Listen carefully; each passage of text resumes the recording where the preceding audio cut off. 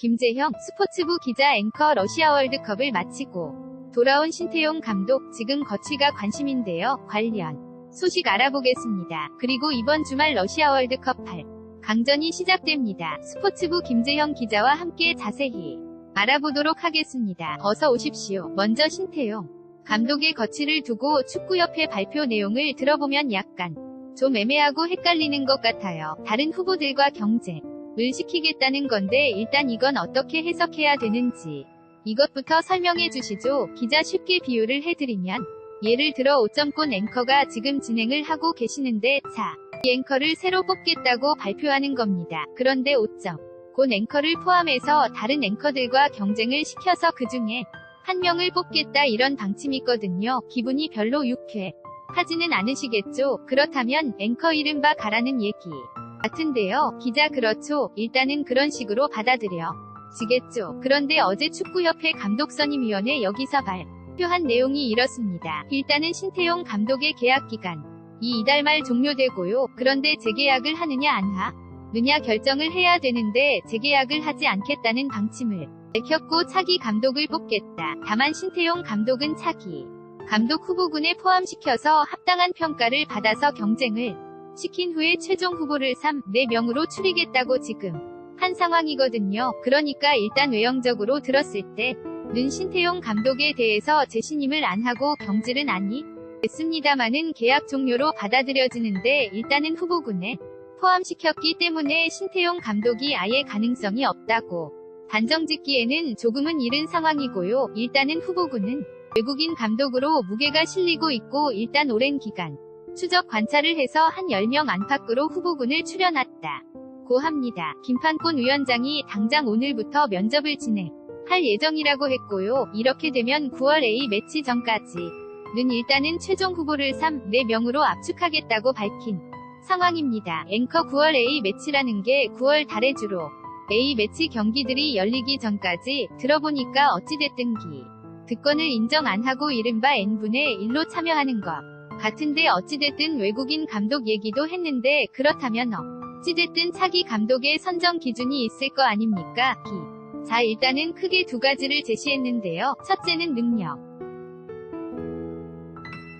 여태까지 어떤 결과를 이루어냈느냐를 보겠다는 거고 두 번째는 철학입니다. 이 부분이 조금 애매한데요. 먼저 성적부터 말씀드리면 기준으로 제시한 건 월드컵 최종예 선을 통과했거나 아니면 월드컵 본선이나 해외 리그에서 우승 경험이 있어야 한다라고 구체적으로 제시를 했고 이런 말을 했어요. 유명한 감독보다는 유능한 감독을 원한다라고 했어요. 앵커 저는 거기에 동의하는데요. 기자 이름값보다는 최근에 성적을 냈느냐 이걸 보겠다라고 해서 할 수 있을 것 같고요. 앞서 말씀드린 철학이 굉장히 애매한데요. 그래픽으로 정리를 했는데 한번 보시죠. 앵커 그래픽 보여주시죠. 기자협회가 정립한 새 감독의 철학 이렇습니다. 능동적인 공격 전개로 경기를 지배해야 하고 상대의 실수를 유발하는 적극적인 전방 압박 그리고 전진 패스와 전진 그리볼을 우선순위에 둬야 하고 역습을 절대 허용하지 않는 수비 전환 그리고 공간, 시간, 체력, 정신력을 우리가 지배해야 하고 빠른 속도로 많이 뛰는 축구, 승리를 향한 긍정적인 정신력 이게 다 이루어진다면 우리가 월드컵 우승도 가능하지 않을까 생각을 또 해보는데요. 일단은 정리를 해보면 지금 이번 월드컵에서 우리가 독일을 이기기는 했습니다마는 전반적으로 평가했을 때는 수비 중심의 전술이었지 않습니까?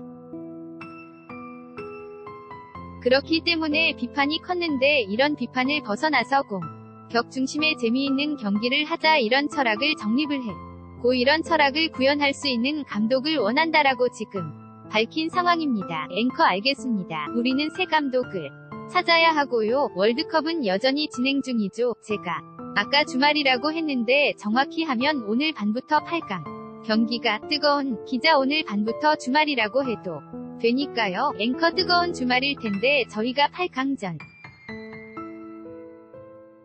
어찌됐든 4경 기잖아요. 차례로 열리는데 어떤 경기들인지 보면서 설명을 해주시죠. 기자 일단은 8강전 일정을 그래픽으로 정리를 했는데 먼저 오늘 밤이죠. 우루과이와 프랑스 이제 경기가 열리고요. 내일 새벽 3시에 질과 벨기에 경기, 개인적으로는 이 경기가 가장 기다려지는 경기이고요. 그리고 이 두 경기의 승자, 즉 우루과이, 프랑스 경기와 벨기에, 브라질의 경기가 4강에서 만나는데 그 4강이 사실상 결승전이라도 해도 과언이 아닐 것 같습니다. 그리고 토요일인 내일이죠. 내일 밤 11시에는 스웨덴과 잉글랜드가 격돌합니다. 스웨덴은 아주 강한 방패와 잉글랜드의 창의 대결로 압축할 수 있을 것 같고요. 그리고 일요일 새벽 3시 개최국 러시 지금 돌풍을 일으키고 있는데요. 동유럽의 강호크 노아티아를 상대로 4강에 도전합니다. 지금 이쪽 조만 봤을 때는 대진운이 좋기 때문에 이번 8강전만 잘 통과하면 결승까지도 내심 기대할 수 있는 상황이고요. 러시아와 크로아티아는 4강까지는 월드컵에서 경험이 있고요.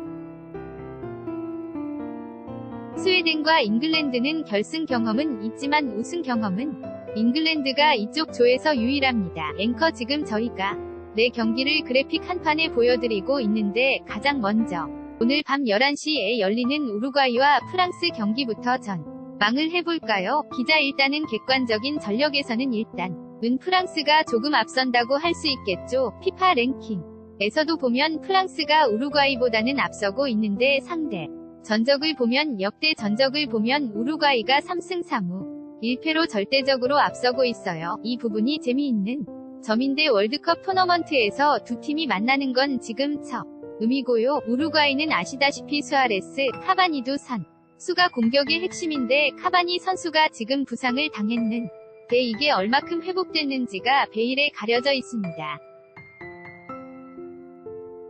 카바니 선수가 현재 이번 대회에서 3골을 터뜨리고 있는데 만약에 카바니 선수가 8강전에 출전하지 못한다면 우루과이로서는 거의 전력의 30-40% 이상은 잃고 하는 거 아닌가라고 좀 생각이 되고요. 프랑스는 현재로서는 크게 전력 이탈은 없지만 그리지만 음바페, 포그바, 특히 음바페 선수가 이번 대회 최고의 활약을 보이고 있지 않습니까? 하지만 핵심 미드필더인 마티치 선수가 경고 누적으로 출전할 수 없기 때문에 이 부분이 조금 변수가 될 것으로 보이고요. 베팅 사이트에서 전반적으로 프랑스의 우세를 점치고 있고 ESPN 역시도 자체 알고리즘을 활용한 예측조사에서 프랑스가 이길 것이다라고 현재 전망하고 있습니다. 앵커저는 축구하면 메시,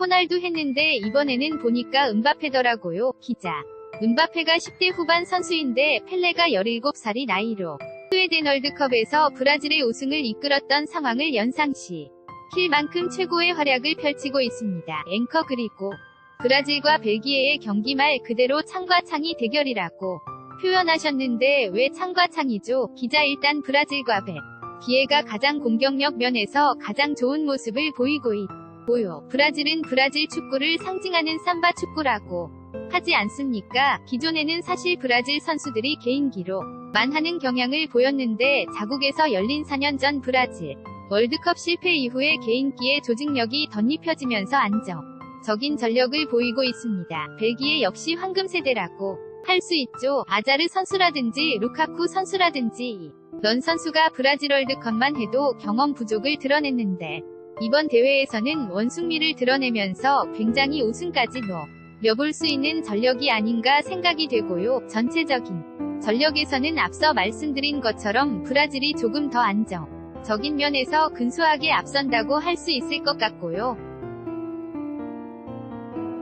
네이마르, 쿠티뉴, 윌리안, 제수스 이 4명이 워낙 강력하고 미드필더와 수비진도 조직력이 좋습니다. 반면 벨기에는 일본과의 16강전을 포함해서 수비에서는 조금 현재까지 불안한 모습을 보이고 있어요. 그런 면에서는 전력 면에서 브라질이 앞선다고 할 수 있겠는데 다만 브라질이 한 가지 조금 조심스러운 게 뭐냐 하면 유럽팀 징크스가 있습니다. 브라질이 월드컵 토너먼트에서 유럽팀을 상대로 마지막으로 이긴 게 2002 한일 월드컵 독일전 결승이었습니다. 그러니까 2006년에는 8강에서 지단 위 프랑스에 졌고요. 2010년 대회에서 네덜란드에 졌고 2014년 대회에서는 4강에서 독일에게 지고 3-4전에서는 네덜란드에 졌습니다. 유럽팀을 상대로 최근 세계 대회에서 토너먼트에서 한 번도 이기지 못했거든요. 이게 별거 아닐 수도 있습니다마는 브라질 선수들에게 심리적으로 압박감으로 다가올 수 있거든요. 이런 부분들을 브라질이 어떻게 극복할지를 지켜보는 게 관전 포인트가 될 것 같습니다. 앵커 유럽 남미 얘기 나와서 보니까 이번 8강팀 중에 유럽이 6팀이 있고 나머지가 남미죠. 기자 북중미나 아프리카가 포함되지 않은 게 2006년 독일 대회 이후 12년 만인데요. 유럽팀이 팀수로는 더 많습니다만은 브라질이 있기 때문에 유럽이 조금 더 유리하다고 하기는 어려울 것 같습니다. 앵커 그다음 경기 보겠습니다. 스웨덴 우리하고 같은 조에 있었는데 올라갔죠. 잉글랜드 어떻게 봐야 될까요? 기자 스웨덴 이 제가 볼 때 이번 대회 참가팀 중에 수비로는 아마 최고라고 해도 손색이 없을 만큼 워낙 강력한 수비를 보고 있고요. 앵커 무슨 수비라고 하던데 질식 수비라고 하나요? 기자 질식 수비, 철벽 수비 이렇게 하는데 스웨덴이 재미있는 게 사실 4-4-2 최종까지 이 전술이 거의 변하지 않았고 선발 라인업부터 거의 변하지 않았습니다. 상대팀 입장에서는 이미 충분히 알고 있는 전술이거든요. 그런데 깨지 못하고 있습니다. 스웨덴이 여태까지 4경기에서 실점한 게 한 골밖에 없거든요. 그러니까 그것도 그만큼 수비 조직력이 좋다고 할 수 있는데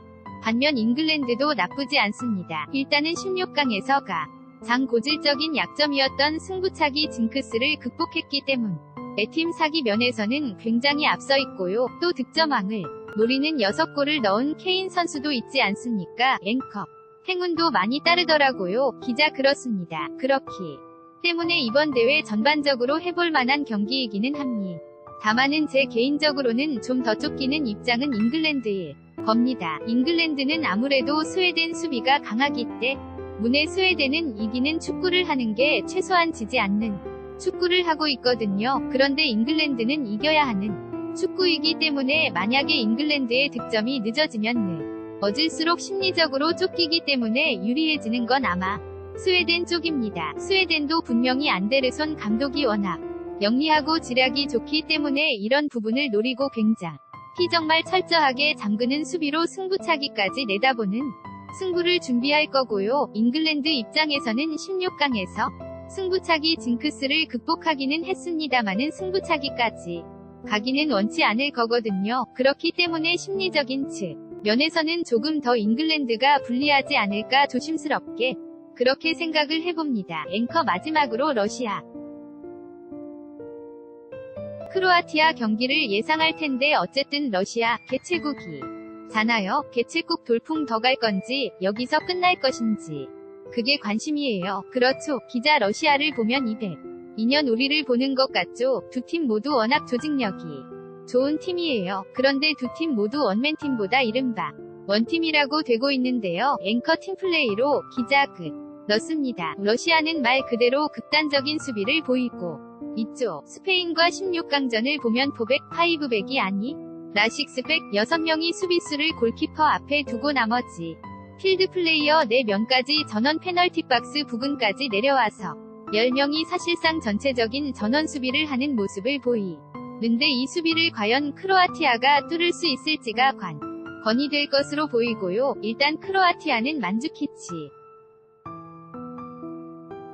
라티키치 그리고 모드리치, 이른바 치삼형제가 좋은 활약을 보이고 있는데요. 이 삼형제가 러시아 밀집 수비를 어떻게 뚫느냐가 관건이 될 텐데 글쎄요. 제 생각에는 크로아티아가 쉽지 않을 겁니다. 러시아 깨기가 러시아 위 돌풍이 잘하면 4강까지는 이어질 것이라고 예상이 되고요. 월드컵의 역사를 살펴보면 두 팀 모두 4강까지만 경험을 했기 때문에 일단 4강을 가야 한다는 동기부여에서는 굉장히 클 것으로 보이고 말씀드린 것처럼 전반적인 홈그라운드 이점 이런 것까지 감안하면 러시아가 조금 더 유리하지 않을까 생각됩니다. 앵커 축구를 시청하는 시청자, 관중 입장에서는 수비보다는 공격을 잘해서 골이 많이 나와야 재미있잖아요. 앞으로 지금 8강 경기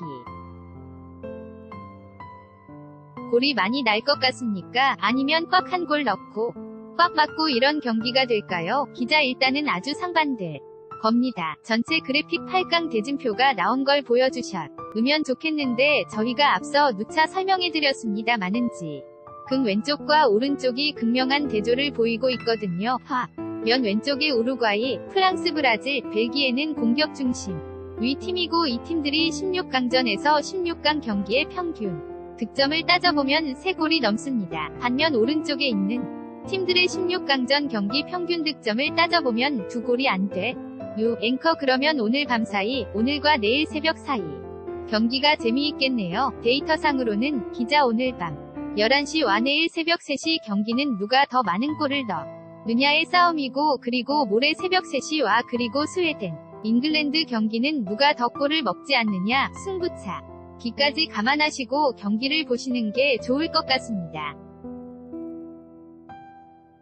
앵커 마지막 질문 드리겠습니다. 저희한테 지난주까지 매일 나오셔서 월드컵 해설하셨던 분 박찬하 위원 같은 경우에 우승 후보로 누굴 미느냐 그랬더니 계속 프랑스다 라고요. 우리 YTN 축구 전문 기자인데 김재형 기자는 우승 후보로 두 팀을 뽑게 해드릴게요. 결승전에서 누가 만날까요? 기자 일단 프랑스와 브라질은 만날 수가 없기 때문에 결승까지 두 팀이 갈 수 없고 4강에서만 난다면 두 팀이 운명을 앵커 4강이 결승이 될 수도 있겠고, 기자 그렇습니다. 그렇기 때문에 저는 사실 프랑스도 우승 가능성이 굉장히 높은데 저는 대회 전부터 브라질을 강력하게 밀고 있거든요. 앞서 말씀드린 것처럼 브라질이 개인기 외에 조직력을 덧입혔고 조직력이라는 게 다른 팀들은 감독의 전술에 따라서 조직력이 만들어지는 상황이라면 브라질은 선수들이 그라운드 안에서 인기를 바탕으로 해서 그 안에서 조직력을 만들어가고 있거든요. 물론 바꿔 말하면 개인기에서 뭔가 분열이 생긴다면 조직력이 급격히 무너질 수도 있습니다만은 이전에